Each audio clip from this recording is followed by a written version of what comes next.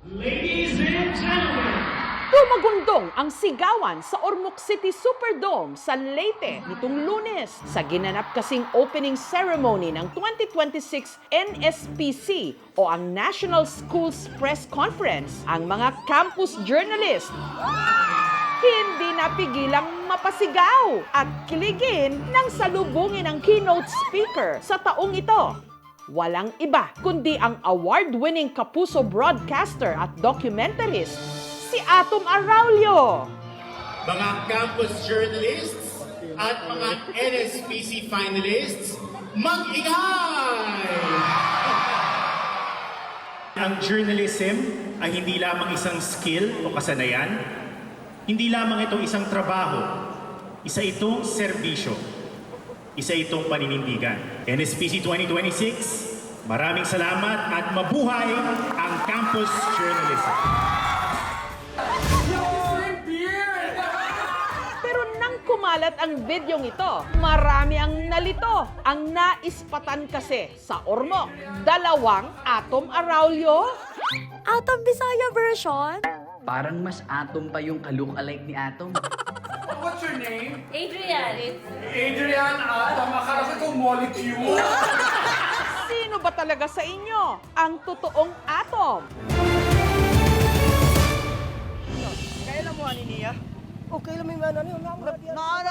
Ang ka-look-alike ni Atom Araulio natunto ng aming team sa Ormoc City Hall. Hindi siya gumagawa ng documentary, pero may dala siyang mga document. Nagtatrabaho kasi siya bilang Administrative Aid 1. Siya si Adrian Justo.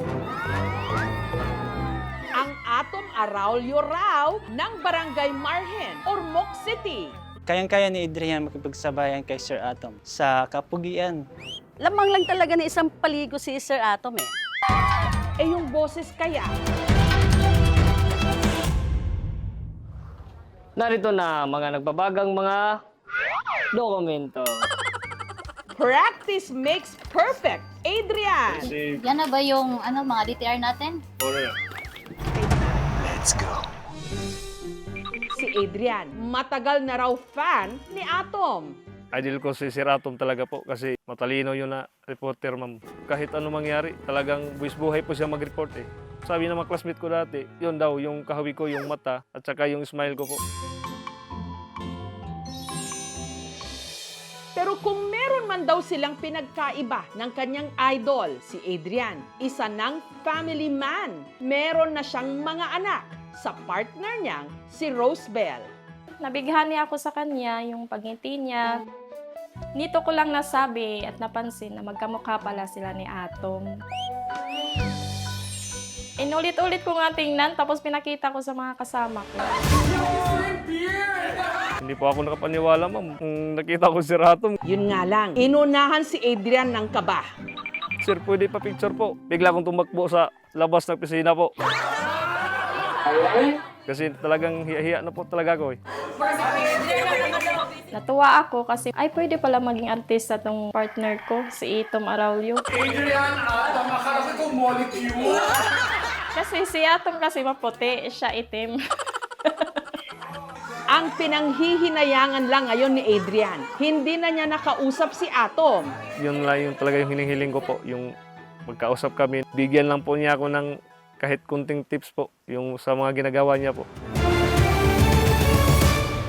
Kaya kami na ang gumawa ng paraan. Adrian, very nice to meet you. Alam ko mahihain Si Adrian, pinadalhan ng video message ni Atom Araulio. Mismo! Nung nakita ko yung video, mas nakita ko yung resemblance. Magkamukha nga, lalo na yung mata, no? At saka syempre yung bigote. Medyo magkaiba yung mundo natin. Kung tips sa pagiging journalist, sabi mo lang yung totoo. Yun ang importante. Nako, huwag mo gawing trabaho ko, ah. Very happy to meet you. Hopefully, pagbalik ko ng Ormoc, mas makapag-usap tayo ng matagal. Maraming salamat po. Kahit ganito lang yung buhay ko po, talagang pinapansin po talaga niyo ako po. Sarap sumigaw po na parang Adrian Atom. Akala ko itong molecule. Susunod, ang mga ipinaradang imahe ng mahal na Birheng Maria, bigla-bigla na lang daw kumukurap. Ang kanya raw kasing maliit na mukha, mapupungay na mga mata at mahinhing ngiti, kuhang-kuha ang kadalisayan ng Birheng Maria. Siya ang 18 anyos na si Ayen. Pinortray ko po si Mama Mary with all my heart po.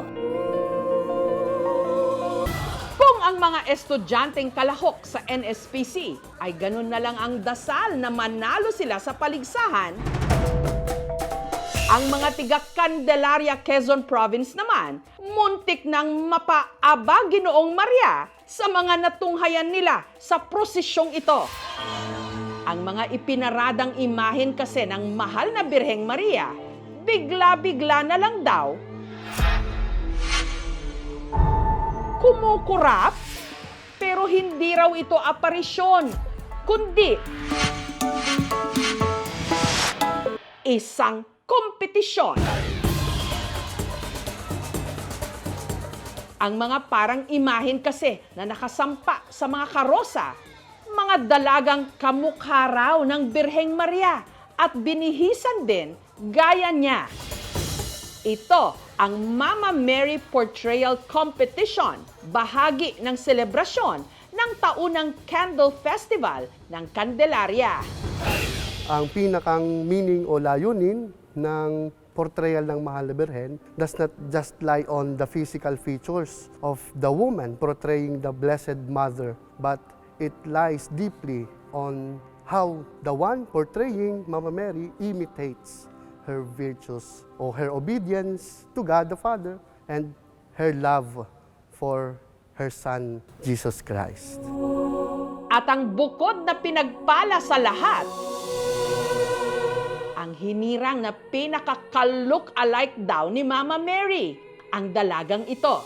Ang kanya raw kasing maliit na mukha, mapupungay na mga mata, at mahinhing ngiti, kuhang-kuha ang kadalisayan ng Birheng Maria. Siya ang 18 anyos na si Ayen. Pinortray ko po si Mama Mary, hindi para lang mag-viral. Pinortray ko po si Mama Mary with all my heart po. Paglilinaw ni Ayen, wala raw siyang lahing banyaga. Sadyang malakas lang daw kay Lord ang kanyang Mommy Edeline. Nakita namin yung mga naglalabanan ng Mama Mary. Portrayal nga po na ganan. Sabi ko po sa asawa ko, sana balang araw may anak tayo na mapasali dyan. Pero pag-aamin ni Ayen, ang kanyang pananampalataya, minsan na ring sinubok. Ito'y nung na-stroke ang kanyang ama, taong 2016.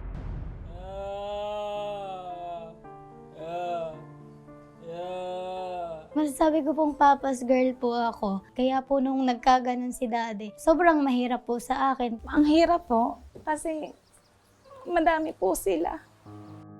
Hindi ko po alam kung saan kami mag-uumpisa. Ayan na. Anong time po na yon, mas lalo po akong nagkaroon ng matibay na faith kay Mama Mary and kay Lord. Dahil batid ni Ayen ang hirap ng kanyang Mommy Edeline na mag-isa na lang ngayong nagtataguyod sa kanilang magkakapatid, naghanap siya ng paraan para makatulong sa kanyang ina. Hanggang naisipan niyang sumabak sa mga beauty pageant. May nakukuha kong cash prize pag nananalo. Binigay ko po sa parents ko. Sabi ko, ang lakas ng dating ng batang to. Sobrang liit niya, pero lagi siyang nananalo. Siguro din, andun yung dedication din niya talaga pag lumalaban siya ng pageant. At hindi lang siya sa pageant nangabog. Sa kanyang senior high school graduation kamakailan, humakot din siya ng awards. At ang achievement niyang ito, alay niya sa kanyang ama. Hindi naman po ako ganun ka-perfect na tao. Sa pag-portray ko kay Mama Mary, tinatake ko na lang po siya as para po mas maging mabuting isang tao. Siguro nga, nakakatuwang meron kang kamukha. Lalo na kung hinahangaan, iniidolo, o sumasalamin sa isang huwaran ng kabutihan at pananampalataya. Pero sa dulo, hindi sa pagkakahawig na susukat ang halaga ng tao, kundi sa sarili niyang kwento at sa kabutihang kaya niyang isabuhay para sa iba. Adrian, makaraw itong molecule.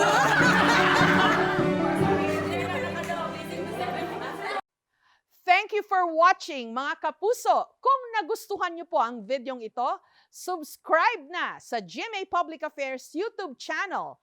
And don't forget to hit the bell button for our latest updates.